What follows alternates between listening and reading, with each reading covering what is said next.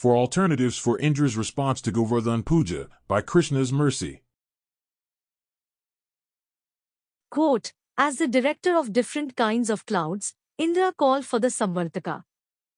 This cloud is invited when there is a need to devastate the whole cosmic manifestation. The samvartaka was ordered by Indra to go over Vrindavana and inundate the whole area with an extensive flood.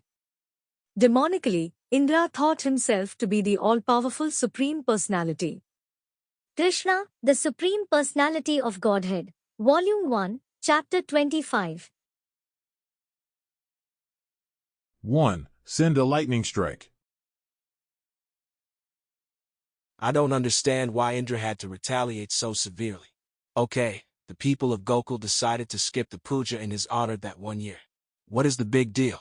It would be like the local Christmas carol singing group intentionally skipping my house. They don't want to knock on my door, for some reason. I wouldn't care that much. Indra was offended. I get it.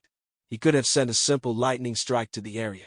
One of those warning shots homeowners fire off into the night, to scare away potential intruders.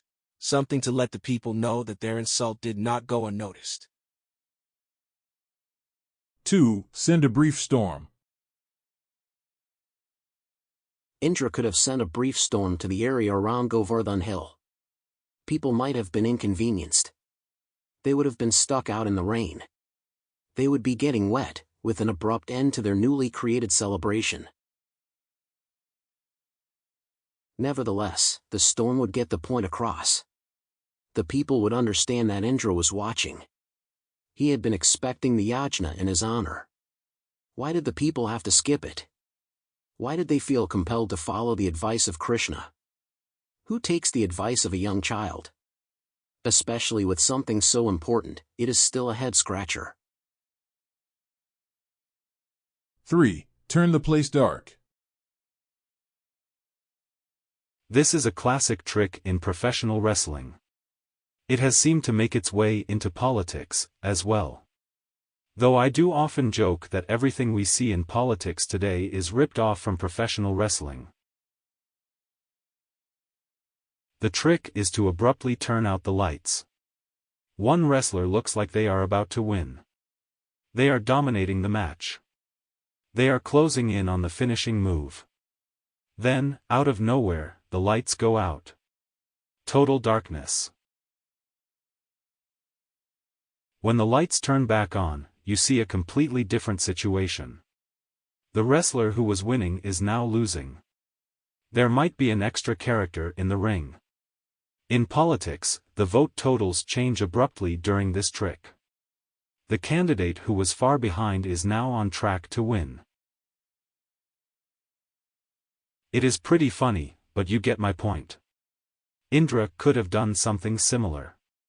Just turn the area around Govardhana Hill pitch black. Send the heaviest cloud cover you can think of. That would send a strong message. 4. Do nothing. Isn't Indra supposed to be in the mode of goodness? Is he not one of the Suras? Actually, he is their leader, am I right? If Indra is in Satvaguna, why didn't he just ignore the perceived insult? Why did he have to respond, at all? Let the people worship Govardhana Hill. Let them be happy. Let them follow the lead of Sri Krishna. It was not harming anyone. Was anyone really getting hurt? From the historical incident of the inaugural Govardhana Puja, we see the ferocity with which Indra actually responded. He felt compelled to show his might. He wanted to leave no doubt on the matter. The people of Gokul were skipping the puja of a very important person. They had to see the consequences of that omission. Just how important was Indra? He could devastate the entire area. He could send the cloud reserved for the end of the world. The samvartaka would pour enough rain, in a short span of time, that the people would be helpless. Not even Krishna would be able to save them. After all, what magic could be conjured up in so short a time? What was Krishna going to do?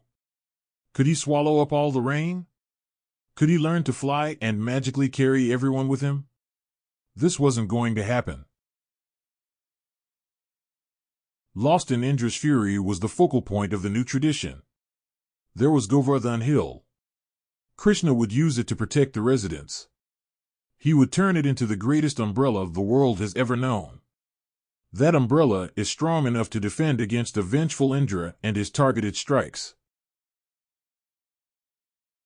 This means that those who are protected by Krishna are always protected, whether the demigods are favorable or not, whether there is the typical shelter available or not, whether they are on guard or lost in the bliss of devotion. The son of Nanda is always keeping a watchful eye. In closing, keeping a watchful eye, such as when vengeful to try with their plans of destruction, like to that first puja obstruction, where Indra sending a cloud, reminder that omission not allowed, but Krishna opportunity to choose, for Govardhana as umbrella to use.